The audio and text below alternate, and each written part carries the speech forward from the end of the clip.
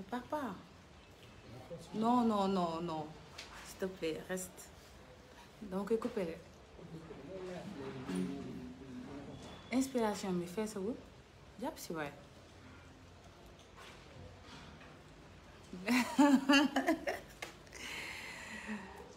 Grillal, toga. Bonsoir.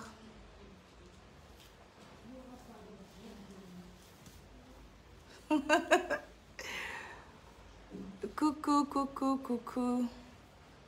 Coucou mes bébés. Namoon naa leen, namoon ngeen ma. Ça va? J'essaie d'allumer la lumière derrière moi, je vais voir. Bon, je suis sans lumière, donc on va mettre la lumière. Éteins. Voilà. Donc voilà, là il y a la lumière. Éteins la lumière, c'est mieux sans lumière. Merci. Bé bàyyi nga def waaye balaa ngay brûler lampe yi. Mel woon nii de fayal bay. Bàyyi nga def. Barkia, c'était pas comme ça, voilà. C'est noir, s'il te plaît. C'était pas comme ça. Début commencement avec nous. Voilà, c'est mieux comme ça. Vous allez bien les chéris? Ah, je vais mieux par la grâce de Dieu. J'avais une petite mine, c'est quelques jours depuis le week-end passé. J'avais une petite mine, mais là ça va mieux. Là ça va mieux.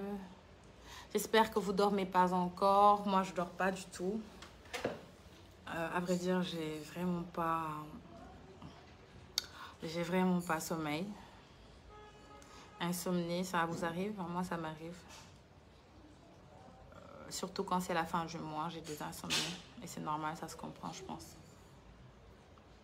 Why USA in the house? Hi, hi. Voilà, donc, namoon naa leen. Franchement, il m'a trop manqué. Et là, j'ai plein de news pour vous.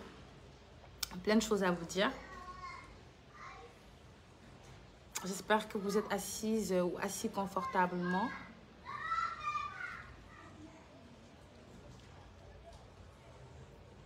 On va tout de suite commencer.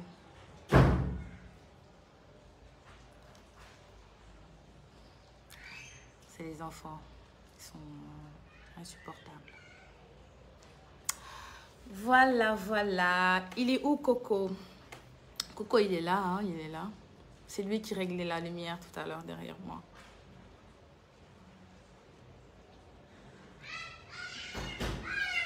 Cher, c'est quoi ça?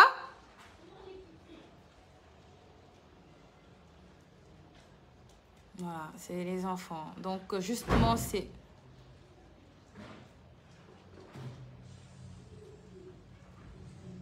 Bon, je ne sais pas, vous avez combien de gosses chez vous? Je ne sais pas comment vous faites. Mais franchement, je pense qu'on devrait se trouver, pas cette année, mais l'année prochaine, pendant les vacances de l'année prochaine. On devrait se cotiser entre femmes et prendre tous nos enfants, mettre dans un grand camion, aller les déverser en Afghanistan. Je pense que ça va leur faire du bien d'être un peu en Afghanistan parce qu'ils ne se rendent pas compte de la chance qu'ils ont d'avoir des parents qui sont souciants, qui s'occupent d'eux et de leurs états de santé et de la scolarité. Je pense que ce serait bien que nos enfants partent tous en Afghanistan, faire une petite virée à Kaboul. Je pense qu'ils vont comprendre qu'il y a des enfants qui ne sont pas dans les mêmes conditions qu'eux et il y a quand même un minimum.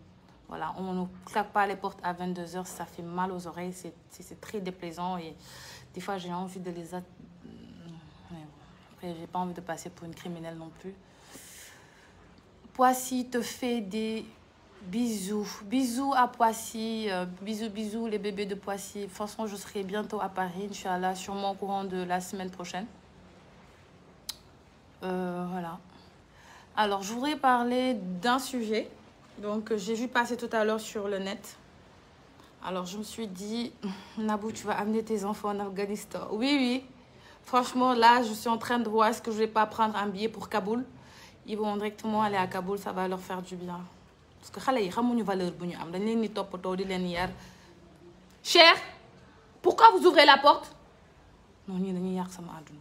Ils savent pas valeur bu ñu am di claquer ay porte di reewantu nañ leen yóbbu Afghanistan collectivité colonie de vacances ñoom ñëpp ñu dem Afghanistan sa balia ndax ñu mën a bu ñëwee mën a nekk dañoo sonn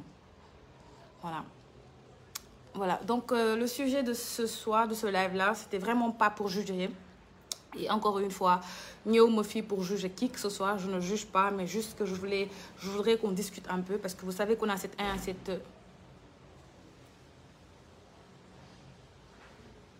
ils vont aller à Kaboul c'est sûr. Ils vont aller en Afghanistan, eux, ils vont aller là-bas.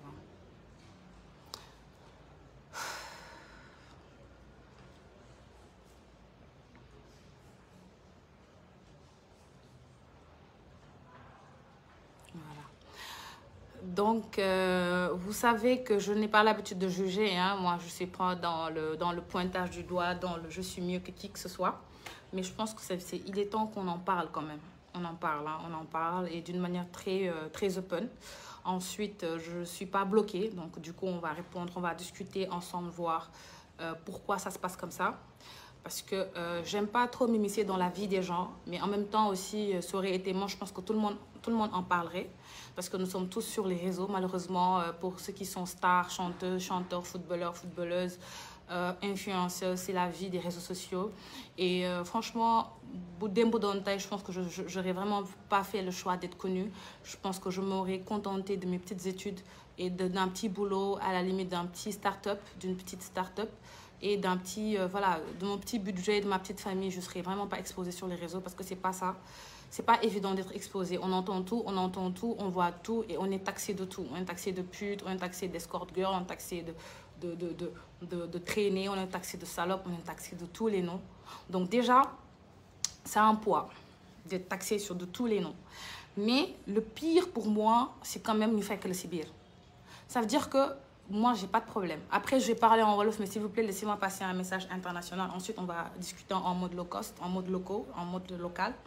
Pour le moment, je suis en mode international, je dépasse un peu les frontières. Donc, je disais, je dis nous parce que je suis dedans. Là, nous sommes en quelque sorte des petites stars de l'écran. Voilà. Mais quand même, on n'a pas toujours la vie rose. Il y en a des hauts, on a des bas. Et des fois, le pire, c'est que même si on a des messages touchants comme vous, comme mes abonnés qui ne cessent de m'envoyer des messages touchants, des petits mots, voilà, ça fait plaisir. Mais quand même, d'autre côté, on a des messages qui sont vraiment déplaisants. Tu vois, on a des messages tais-toi, t'es conne, t'es juste une belle tais-toi, t'es juste belle, t'es pas belle, t'es bête. C'est des commentaires basiques pour moi, ça me touche pas du moment où les gens ne me voient pas dedans. Mais quand on te voit dedans, ça change tout. Les Olof Ndiaye di wax buñ la fekk ci gaalu xaj tu vois ñu lay jiñ dem di la fekk ngay soccoo yaxu baam ok Sénégal xam nañ ni wax la ñuy def buñ doon élire pays bu gën a mën a wax duñ ci génnee Sénégal you know that's the first country c'est le premier pays qui raconte plus de blabla que tout le monde mais moi c'est un pays que j'aime bien dans le sens où nous avons une stabilité socio-économique. D'accord, on est un pays stable. Nous ne sommes pas à la Corée plutôt, à la Corée du Sud. C'est ça, Corée du Nord, Corée du Sud. Nous ne sommes pas chez Kim Jong-un, je ne sais pas quoi. Voilà, nous, on est indépendants, on a le droit de circuler. Nous ne sommes pas en Afghanistan. Les femmes au Sénégal ne sont pas tuées, ne sont pas... Il y a des crimes, il y a des agressions, mais ça veut dire que ce n'est pas du genre on se ferme à la maison. Les femmes au Sénégal ont l'habitude de travailler. Elles sont d'une manière très spontanée et très libre un peu dans leur habillement, dans leur façon de faire. On n'est pas stigmatisé comme dans d'autres pays arabes et tout ça. Voilà, donc ça, déjà, c'est un plaisir. Voilà, donc déjà, ça, c'est un plaisir.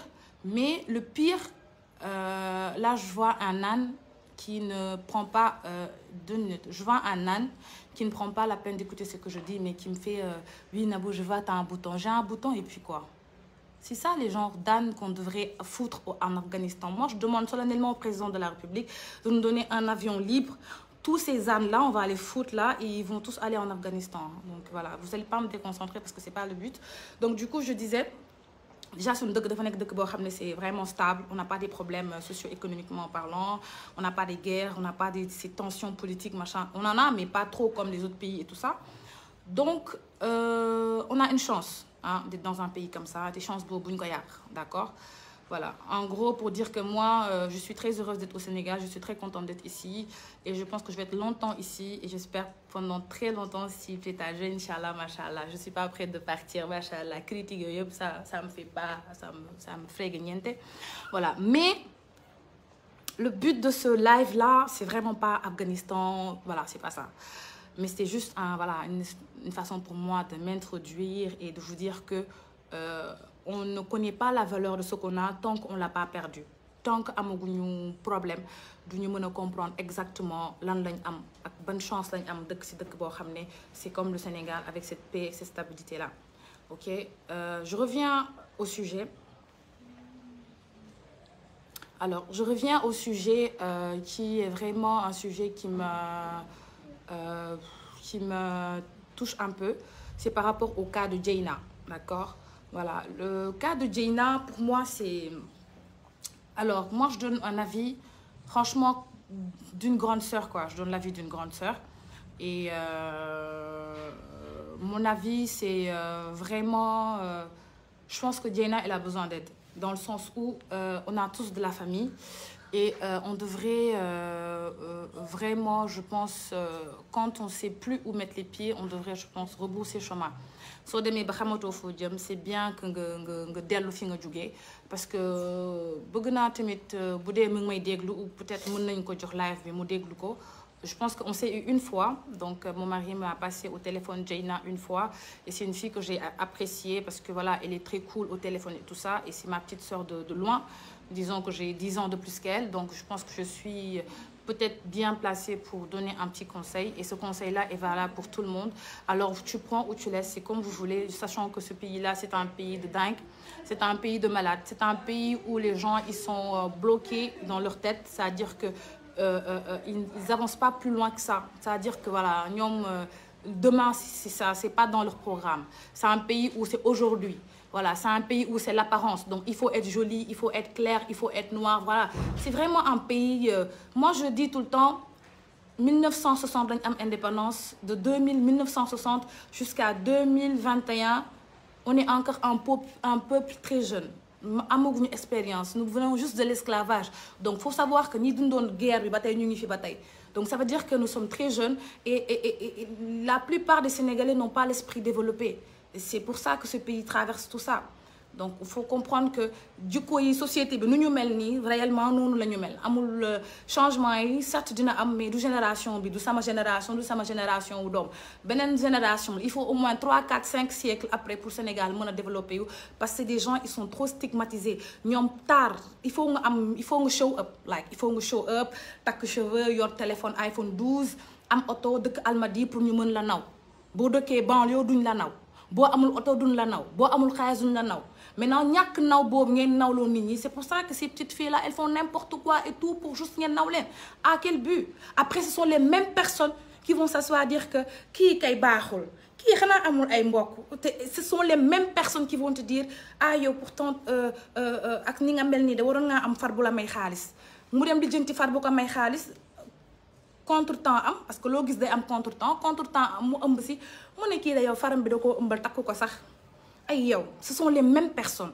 donc pour vous dire que boo bëggee avancer fii ils vont te dire que on est tous entourés de vipères c'est des gens c'est des vipères donc pour nga éviter nga mucc ci société sénégalaise il faut que nga gàtt tànk nga bañ a dem fenn nga gàtt tànk réduire ce contact ami mais dès lors que tu es ami avec tout le monde avec Kumba avec Safia allo ma copine dang ma neex c'est faux c'est du blabla depuis très longtemps et je pense que juger j'ai été jugée parler ils ont parlé mais absolument rien sur la table moi je dis bring something in the table stop talking viens amène un dossier mets-le sur la table. Mais les gens, ils parlent, ils n'ont pas de dossier. À la fin, ils vont parler 5 ans après. Si nous avons lu ñu la waxal, gis ñu la waxal, ñu commencé yow da nga ma neex man dama lay suivre. What are you saying? Voilà, donc voilà, quand ils ont absolument rien à te reprocher, maintenant c'est du genre, oui, tu sais, voilà, donc pour moi c'est du blabla. Dans ma tête, je suis focus, mes ambitions, mes activités, l'argent, ma famille, ça s'arrête là, basta. Donc je ne vais pas plus loin que ça parce que je connais mon pays, je suis sénégalaise et je connais ce pays-là. Ken gënu ma xam Sénégal, naa fekk égoïsme, jay nit ki, dugal ko ci force, ba ko fa, suul ko fa, c'est le pays-là, voilà. Donc moi, ce que je dis à Dieyna, c'est que tu es une fille brillante. Parce que, au moins, toi, Dieyna, tu as un talent. Tu as un talent et tu as une très belle voix. Et tu es très jeune. Ne te laisse pas influencer par ces gens-là. C'est des vipères. C'est-à-dire que, Sénégal, li ma si gën a metti mooy ñi dem ba gaare ba amatuñu solution ba dem ba màgget ba roode ba yàqu ñoom ñooy créer seen lobby di influencer xale yu ndaw yi bëgg leen defloo yenn yi. Et elles ont les étoiles aux yeux. Elles pensent que la vie c'est boum comme ça. Tu es milliardaire comme ça. Tu as de l'argent comme ça. Non. Tu as des problèmes comme ça, oui, mais tu n'as pas l'argent comme ça. Ça ne se passe pas comme ça. C'est soit tu prends ton chemin, tu fais ton petit bout de chemin. Et quand tu prends ton petit bout de chemin, certes que tu as des erreurs. Tout le monde en a fait. Dieyna, moi j'en ai fait. Des erreurs, j'en ai fait. Mais aujourd'hui, qui peut mettre la main sur mon erreur? Personne. There was not exposed. C'était pas sur les réseaux. Des erreurs, j'en ai fait et j'en ai fait même pire. Moi, je me dis, si aujourd'hui un Sénégalais pouvait voir la petite erreur que j'ai fait dans mon passé, mais aujourd'hui, je serais une personne non grata au Sénégal parce que du sale, j'en ai fait. Mais aujourd'hui, je suis arrivée à un moment où je me suis comme de la levure. Comme tu mets de la farine levure, la farine gonfle, mais après 4 heures de temps, la farine se repose. Et ça, c'est la conscience, c'est la maturité. Parce que tu vas te heurter à un mur. Non seulement, je dis ça parce que les gens qui t'entourent là, c'est des gens qui ont une carrière. Un, amuñu diplôme. Deux, jànguñu. Deux, mënuñu wéy.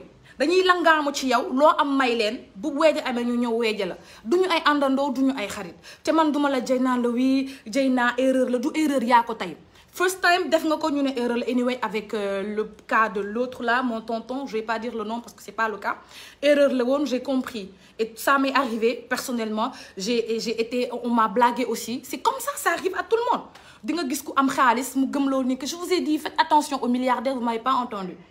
Faites attention aux milliardaires, vous entendez pas. Le milliardaire n'est pas là pour te rendre riche. Le milliardaire, répétez après moi s'il vous plaît, le milliardaire est là pour m'utiliser. Les milliardaires ne sont pas là pour vous rendre riche. Les milliardaires sont là pour vous utiliser. Il faut répéter ça après moi. Quand je vais finir le live, répétez après moi. Nabou a dit, les milliardaires sont là pour nous utiliser. Les milliardaires ne sont pas là pour vous rendre milliardaire. C'est votre tête et vos efforts qui vont vous rendre milliardaire. Fii kenn dofu fi jël xale bu jigéen boo xam ne xam moom fu mu jóge jox ko ay milliards amatu fi lenn mooy am jox ma jox la te am na loo xam ne mën na ñàkk ok si tu l'aimes si tu as un kiff parce que tout le monde a un kiff moi j'ai un kiff si j'ai un kiff ok parce que je suis majeure et vaccinée si tu as un kiff ok mais bul ko jël yoonu tool cause you know what you're gonna spray your name sa tour ngay yàq sa réputation ngay yàq après c'est un truc très difficile de te refaire. Juste prendre des exemples. J'ai des grandes sœurs, on a tous des exemples au Sénégal de la réussite et de l'échec. Regarde devant toi des gens qui étaient publics, des femmes publiques.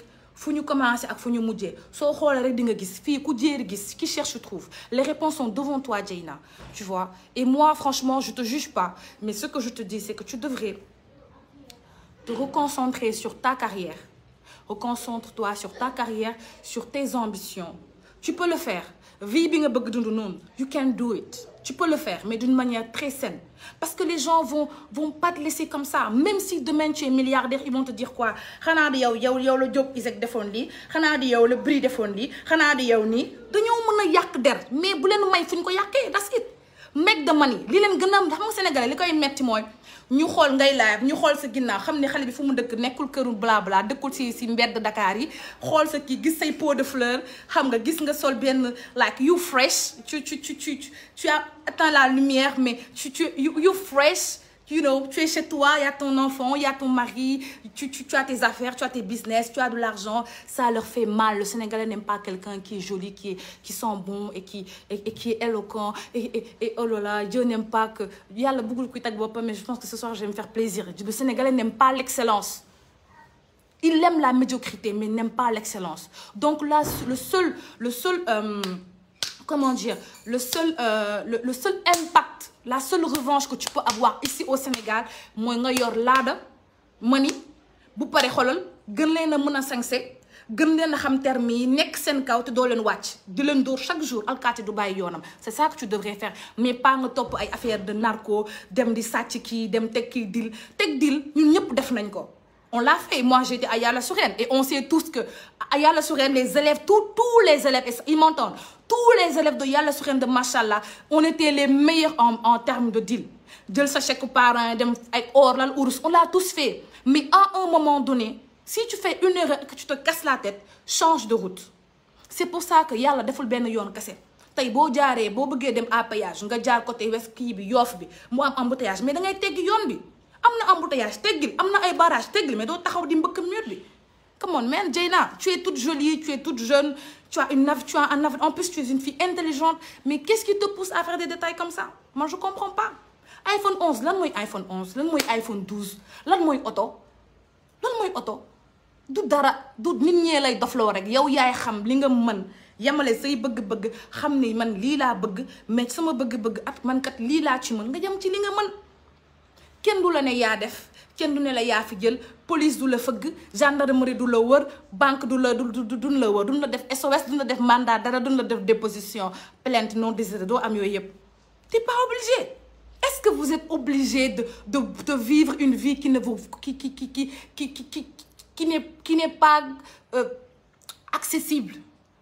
Est-ce qu'on est obligé de vivre une vie accessible? Non. Vis avec tes moyens. Soo bëggee ay abonnés, soo bëggee ay views, lijjanti ko ci sa wëy parce que tu chantes bien. Moi, j'ai pas une belle voix. Là, si je me mets à chanter, mais les gens ils vont dire mais Nabou moom franchement, wëy moom baal nañ la ko. Je ne chante pas bien. Je suis pas excellente partout. Moi, j'ai le speech. Man dama am lu ñu naan un talent inné. Moi, j'ai le stand-up. Dieu m'a mis une bouche en or où tout ce que je dis, ça passe fluide. Lu ma wax nit ñi téye ko. Là, il est 23h et il y a 1000 personnes à connecter. Lui, du luxus du sëriñ man la. You know, man la, that's me. Tu vois, mais je sais pas tout faire. Je sais pas tout faire. Donc, ci li ma mëne foofu laay defee sama xaalis. Fexe li jënti leneen teg samay pierre. Fais de la même. Tu as une très belle voix. Tu es très jeune. Tu es bien encadré. S'il te plaît, toppatool sa carrière. Et puis, une autre chose. La famille. La famille. Gis ngeen la famille. Ku moytuwul seen famille yor sa famille sa nga famille yi tamit lu ñu leen waxal ñoom la. Di nga gis famille boo xam ne ils sont 15 personnes. Yaakaar yëpp benn nit la yéen famille yéen man famille sénégalaise yi il faut que ñu yóbbu leen Afghanistan. Man xool naa ba xool that's it suba dinaa wax parce que man vous savez nous sommes tous dans le même pays mais on a tous des comment dire aujourd'hui je peux discuter avec le président tranquille tu vois ça passe crème. Je vais l'appeler dinaa ko ne mu indil ma benn avion bu vide famille sénégalais yi ñu dugal leen yóbbu leen Afghanistan parce que lu bëri tamit ils sont responsables à 50%. Tu vois une famille de 15 personnes liggéeyuñu xëyuñu gontuñu yor seen kurus wékk seen teranga si Dieyna di jàng ñu ne ko dangay jàng xamal ni que kër gi moom ci tàkku fi xale bi pani di dem parce que ku nekk dafa bëgg njaboot ku nekk dafa bëgg yaay ni ma bëggee sama yaay nga bëggee seen yaay dem si mbedd bi xamoo nooy def seen cin tàkkul nga dugg ci ay problème indi leen xaalis suba boo amee problème ñu naan la kii de xam nga ni man bett na ma xale bii ni bonee sa propre mère moo koy wax wala sa propre mag wala say frère donc li nga mën li nga mënul mënoo ko sa famille bu dee danoo bëgg ay rêve Prince Henri 2 wala Prince Henri 3 nañ ko lijjanti yow li nga mën ngay def àq nag ndey dina am àq doom dina am àq wayjur mais wayjuru jamono ji am ngeen àq de xale bu ndaw ngeen bëgg ko sax seen dépense waa yow de kër gi dara tàkku fi yaa ngi dem jàng ji waaye moom ba yow a xam ni kër gi moom dara tàkku fi moom waaw man moom juruma la moom sa morom yaa ngi ni dawal ay 4x4 na bu daasa nga nii këram la yor almadi la dëkk ndax ku xool kër xam ne du kër ca moom takk sëvaam weexal ba xees pecc daf ay lèvre am toog jëkkër yaa ngi ne da koy mbéj da ko may 1 million jénaa ñàkk nga jom pourquoi doo def ni Nabou Dash nga am lii doo def ni Eva Tra xanaa gisoo Eva Tra TFM la nekk di fa dawal 4x4 doo def ni jabaru Youssou Ndour bi mais ku la wax ni que moom mën na ko def yéen lan mooy seen problème yow sometimes just take a gun shot leen ñoom ñëpp les gens ils sont malades defal nit ki yow xanaa gisoo sa jabaru frère bi ni mu mel Europe la nekkoon ñëw 15 ans la fa dem tabax na fi ñaari château waaw yow xanaa yow kii yaa ko dàq sax xanaa xamoo ne góor ñi ni ñuy def ba doxaan ko may ko teraangaam defal noonu Nabou Dash nga xam ne léppam kiiwul te yow dangaa naturel xees naturel te moom dafa yokk tu vois c'est compliqué tu vois donc c'est compliqué maintenant toi tu vas faire comme Nabou Dash et tu sais pas Nabou Dash elle si man tëbbuma tëb nekk Nabou Dash je me suis pas levée comme ça d'un coup bam Nabou Dash non Youssou Ndour ne s'est pas levé comme ça d'un coup Youssou Ndour dafa am jaar-jaar Sidi Diop dafa am jaar-jaar Wally dafa am jaar-jaar da ngay am sa jaar-jaar mais nekkul nag jaar-jaar bi da nga koy forcer bëgg tout le temps ñu ne la Dieyna police prison tey ban góor moo lay doxaan Dieyna tey góor boo ne allo mu ne la da ngay filmer xoolal réputation bi nga am vous voulez être je vais pas dire de gros mots mais moi franchement vous savez c'est quoi c'est ce qu'on appelle en anglais il y a un terme bad bitch you know what is the bad bitch being a bad bitch is able to make the money in the cool side and you know make trouble your husband bad that's what we're calling bad bitch being a bad bitch is not like going to the club drinking smoking shaking your ass non that's the house maintenant le jeu il n'est plus dans les rues les jeux ça se passe chez vous jouez chez vous de préférence avec vos hommes, avec vos maris, oui, parce que jouer avec quelqu'un qui t'a pas encore épousé, après tu es enceinte, on sait pas ce qui est le père chéri, il y a d'autres programmes, moi je suis pas dedans. Du coup, il y a plein de manières de se faire de l'argent, plein de manières, mais s'il vous plaît, restez discret, restez essayez, c'est pas évident, mais efforcez-vous de rester droit, parce que ça va vous rattraper, et croyez-moi, ça va vous rattraper. Un cas, par exemple, moi, c'est parce que je suis quelqu'un, j'ai un niveau d'esprit très, très up. Du coup, c'est pas facile de m'atteindre. Mais par exemple, supposons aujourd'hui, il y a des choses que je peux pas accéder. Maintenant, j'ai compris, par exemple, mon tatouage. J'ai fait un tatouage. Qu'est-ce qu'il y a? Allez dormir. J'ai votre monnaie. Regardez-moi ces enfants, on dirait que j'ai leur monnaie. Ah, voilà. Le tatouage, quand je l'ai fait, j'avais quoi? J'avais 14 ans, 15 ans. Ma mère m'a dit, j'ai commencé avec celui-là, le diamant. Parce que moi, j'aime le diamant, j'aime l'or, j'aime l'argent, j'aime le bling-bling, j'aime les grosses trucs. Tu vois, ça, c'est moi. C'est pas Dieyna, ça, c'est Nabou Dash. Mais ma mère, elle m'a dit, tu fais ça pourquoi? J'ai dit, non, maman, t'inquiète, je suis jeune, tu vois. En plus, je suis à la mode. Et autant, c'était Lil Wayne, xam nga, temps Lil Wayne, Ciara, yooyu noonu, temps yooyu nga xam ne da ngay sol ay ñaari kaw su couleur. Ma mère elle m'a dit un jour di nga ko regretter. Je dis sama yaay dafa dof kii ay waxu dof rek lay wax ban regretter man may am xaalis. Mais aujourd'hui mon fils joue avec moi dit maman je vais faire ça. Je dis si tu fais ça répète ça encore. Tel parce que man xam naa ni que loolu baaxul parce que tu peux le faire dans un endroit discret. Limite les gens ne le voient pas. Mais quand c'est exposé mënoo fexe nit ñi duñ le juger. Les gens vont te juger, vont te regarder dire que dafa tatoué caaga la. te ñu xoolal ñi gën a bon sax boo leen xoolee sax doo leen ko foog te ñoo gën a bon mais ñi da ngay weex dunk rek problème bu am ñu dugal la ci donc l'habit ne fait pas le moine mais xoolal nekk leen ay bandi xam leen ni ngeen di solo ngeen nekk ay nandite seen yaram yi bu leen ci def dara ngeen passé inconnu di rey ay nit te kenn du ko xam mais il suffit que nga wane ni nga mel rek gars yi dëkkal la foo dëkkul ça c'est impossible pour vous dire juste que aujourd'hui c'est un truc que je regrette heureusement pour moi j'ai les moyens de l'enlever mais il y a des gens ils ont pas les moyens aujourd'hui je pars aux États-Unis de toute façon je vais partir dans 2 semaines je pars aux États-Unis je l'enlève mon mari n'aime pas et je vais l'enlever Sunna, la sunna, machallah, je l'enlève.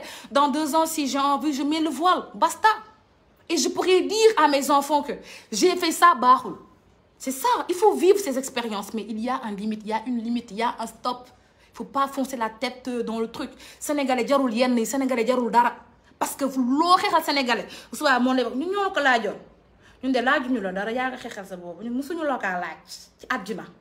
Yow yaay ñoo proposé ñu ko musuñu teesante la yóbbu la ci état d'urgence lii mooy sénégalais moo tax man damaa xam fu may yem ak sénégalais yi duggantewu ma ak ñoom salaamantewu ma ak ñoom sama kër gi kenn du fi dugg bugguma kenn ku ma yóbbu ci yaama ji tax di ma fa màcc te nekkuma fa sama boroom kër sama doom te heureusement que Dieu m'a donné un mari qui est aussi doux qu'un aimant il ne grince pas il ne répugne pas On est 24 heures sur 24 ensemble, on travaille ensemble, on dort ensemble, on mange ensemble, on se regarde.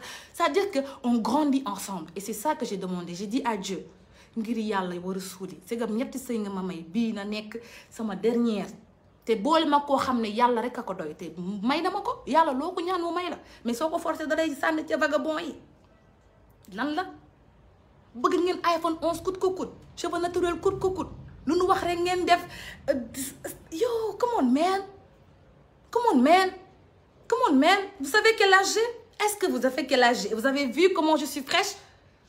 Wesh. Vous pensez que ça s'appelle comment? Ça s'appelle l'entretien. Voilà. Ñu ngi si ba tey te mësuñoo wàcc yoon bi mais dañoo commencé nekk ay mag def ko d'une manière professionnelle d'une manière qui est très responsable. Donc s'il vous plaît limitez vos besoins soo ko mënul mënoo ko soo ko amul amoo ko yàlla mooy maye yàlla ku mu namm nga nekk milliardaire di nga ko namm yàlla ku mu namm nga nekk Macky Sall di nga ko nekk donc bu leen topp nit ñi di leen defloo bëgg leen gëmloo ay lollipop ay you know you don't care maalu fakka yooyu yëpp ay yëfu góor la jigéen da ngay soft xam nga def bipolaire tu vois tu es une femme éloquente les gens te regardent les gens ont limite là je sais que les gens ils ont envie de me faire des bisous tellement que je suis mignonne avec ma coiffure c'est ça une femme tu donnes envie aux gens de te faire des câlins bisous des fois tu énerves c'est normal parce qu'il y a des jalouses mais le plus important c'est que les gens ils t'aiment et ils t'estiment donc en tant que femme je pense qu'on peut trouver autre manière de vivre notre vie d'une manière décente mais pas bëgg ko teg ci ay deal parce que gis nga Diop Iseg ak lu wax ji bëri il a son empreinte ici il a des écoles il a fait quelque chose pour le Sénégal donc góor la rek tey kër gu mu dem fëgg ñaan fa jabar ñu may ko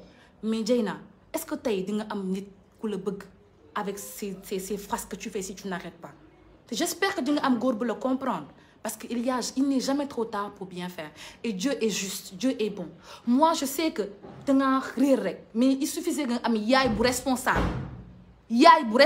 boo ko amoon man bu ma nekkoon sa yaay Dieyna non su ma nekkoon yaayu Dieyna non mais laisse tomber je te donne des mais non mais si j'étais la maman de Dieyna je t'enferme 4 mois en Afghanistan tu vois les mamans de ce jour ne s'en foutent des enfants.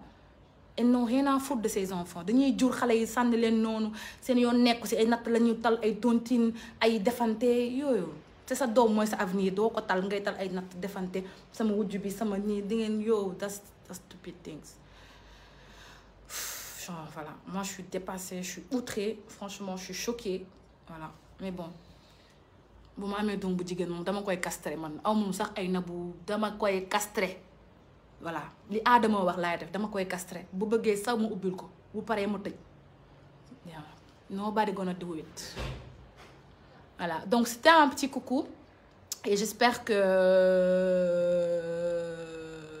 yàlla na diti ci sëy bi merci mais vous inquiétez pas pour sama sëy moom vous inquiétez pas dénk naa ko yàlla te dénk naa ku mat a dénk sëy donc wax bàyyi rek moo fi am mais bi yàlla def moom je pense que nit mënu si dara wax bàyyi la rek te dañoo bëggante nag nota bene dañoo bëggante NB nota bene dañoo bëggante voilà donc je prends quelques commentaires ensuite je vais dormir parce que là j'ai mon bébé qui m'attend là donc j'ai un bébé qui m'attend.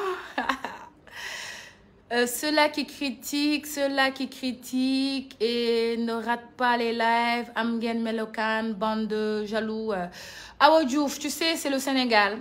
Machallah, c'est le Sénégal, c'est comme ça. Et j'aurais aimé que tu te commandes pas dessus. Parce que auto bu nekk ci kanam dañuy corner et malheureusement, that's it. So, it's me again. You know. Les jaloux. Bon. Voilà, j'espère que vous ne dormez pas seul parce qu'il est en train de pleuvoir et là, il y a la pluie. Donc, moi, j'ai mon mari qui m'attend dans la chambre et je pense que la nuit va être pimentée. Nabou, je t'adore, tu es simplement magnifique. Je t'aime, je t'embrasse. Merci, ma chérie. Voilà, donc on va dormir. Allez dormir, attrapez vos hommes, attrapez vos cocos. Voilà, et je vous souhaite de passer une excellente nuit avec vos hommes. ñaareel yi ngeen bàyyi ak def lu leen neex. Ah oui, moom anyway, de leen muñ dund ak yaakaar, you know, team ñaareel lan. Oh my God, lii comme Et comme guerre, Afghanistan. Tu mets quoi comme produit pour ton visage, s'il te plaît? C'est Nadia. Non, non, non, non, je te dis pas. Moi, je donne plus mes secrets. C'est payant. Couvre-toi, c'est la beauté de la femme. Maxi Ahmed, merci. Merci. Inch'Allah, je vais devenir... je vais adapter la sunna, Inch'Allah. Il y a encore l'esprit de démon, j'ai encore l'esprit de Satan en moi, mais je pense qu'avec mon mari, la thérapie est en train de passer crème. Et bientôt, je vais mettre, Inch'Allah, Machallah, le voile, et Inch'Allah, on va aller à la Mecque, et Inch'Allah, je vais devenir Adja, Inch'Allah. Inch'Allah. Voilà. Voilà, donc, bisous les bébés, et merci aux 1258 personnes connectées. Yo, ça, c'est un plaisir de voir vraiment qu'à 23h, il y a des gens qui prêtent attention à ce que je dis. Et franchement, si j'ai dit des mots déplacés ou peut-être des mots vexants, mais c'était vraiment pas le but. Le but, c'était vraiment de dire aux petites filles là qu'on ne devient pas milliardaire 1, 2, 3, 4. C'est un temps et ça prend du temps et surtout de la concentration et pas comme ça. Donc du coup, reconcentrez-vous sur vous. Et sinon, celles qui ont envie de se dévergondez-vous. En tout cas, les résultats, nous, on les attendra ici. Voilà. Tu vends plus les laits de corps? Pour le moment, non. Parce qu'avec la pénurie, là, donc ma copine n'en voit plus absolument rien. Parce que c'est un peu cher. Donc, du coup, je pense que là, j'en ai plus. Merci pour les conseils. De rien, Bintanjaïdja. Donc, voilà. Dévergondez-vous. Sinon, restez pudique. C'est comme vous voulez. Mais en tout cas, les résultats seront là. Voilà. Ñaarel ba mu bari doole. Ah oui, oui, oui, oui, je suis ñaarel, ñaarel buru kër, ñaarel buru këram. Et je suis ñaarel buru këram. Ah, voilà. Mais nous, on n'a rien à faire, tu sais, yaa ñuy wétali. Aminata, Angélique Diallo, xawma nag ku la yónni doo ma yàqal sama guddi. maa ngi te di nga naan on n'a rien à faire yow Aminata mi yow est-ce que ça va? Coco Coco Coco yu namu naa la taw bi fekk na la ci biti de. Coco appelle-moi papa. Coco Coco kaay jël si ma abonné yi bëgguñu ma bàyyi ma dem.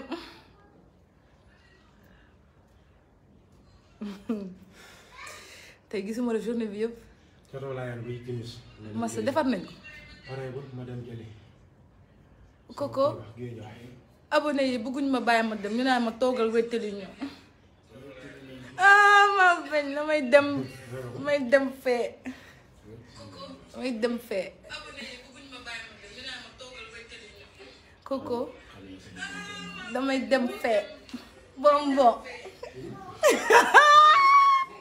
Coco bonbon. Papa bonbon. May dem. Maa bañ bonbon bene. Bene. Maa ngi dem. Oh my God. Bonbon be.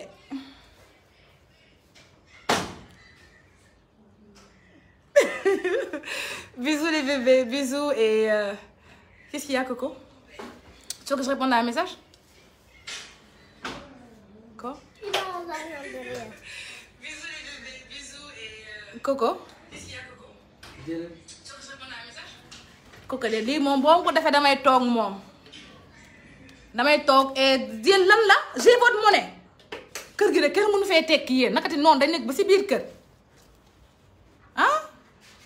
Kenn mënu fee tekki xale yi topp ma nii rek vraiment j'ai chaud. Oh my God. Coco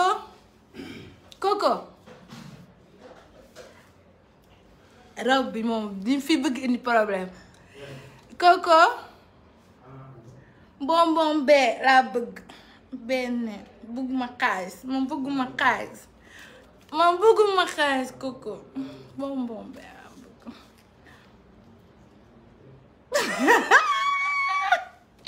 Ah mais j'en peux plus. Excusez-moi, j'ai ma robe qui est transparente.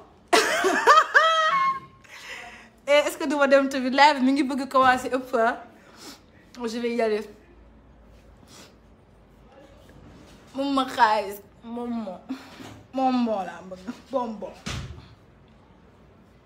koko daal say sous-vêtement dina la yéen sama sous-vêtement bi rek gisoo koko ni mu def waaye man bëgguma xaalis te ma leen ko mayaat delluwaat leen 1300 yi ngeen nekkoon xoolal da ngeen doon wax eyebrows Nabou bi tey laay xam képp ku fi bind eyebrows duma la may ñaari junni maa ngi xool nag ñi fi bindoon eyebrows Nabou ko la eyebrows tey dootoo leen ko defati comme da ngeen jàpp nit ñi ay maquilleur professionnel danoo war a génn si Facebook am maquillage professionnel nit ñi di liggéey ngeen bëgg nu am maquillage professionnel te nun du nu taxawaal dañoo nekk suñu kër di jéem ku fi wax lépp bu ma fi gisee Nabou Nabou eyebrows yow moom duma la may ndax bind nga eyebrows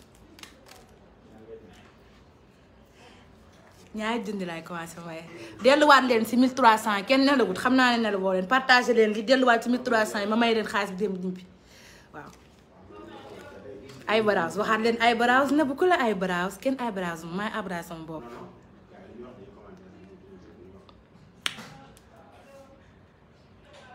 kaka bonbon bu mag kër gi baaxul day détournement de public Coco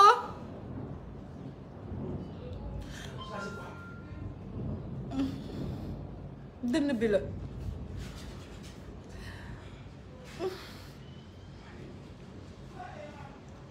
bébé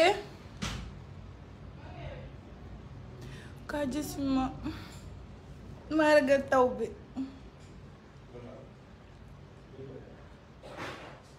maa ragal taw bi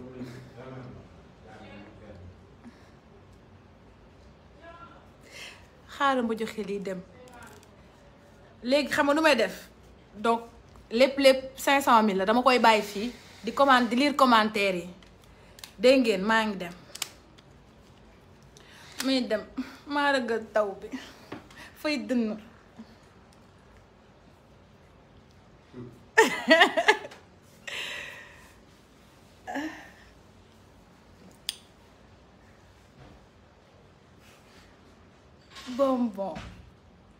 Bon, je vais y aller. Et du coup, vous avez ça. Donc, je laisserai ça aux commentaires. Donc, vous avez entendu mon speech.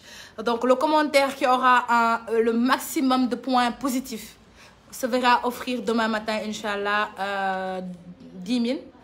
Peut-être 20 000. Je ne sais pas combien de personnes. Peut-être 20 000 par personne ou 25 000 comme la dernière fois. Et le maximum de partage. Et mes eyebrows. Eyebrows bu bon ak xaalis bu daax ñëw bon bisous les bébés et excellente soirée. On se retrouve Inch'Allah très vite. Là je vais très bien Inch'Allah machallah xam naa je serai là dans la semaine encore. Donc bisous, je vais chercher mon bonbon. Il pleut donc je peux pas rester comme ça à vous parler. Allez dormir dem leen kott seen jëkkër yi ngeen wàcc ma bisous.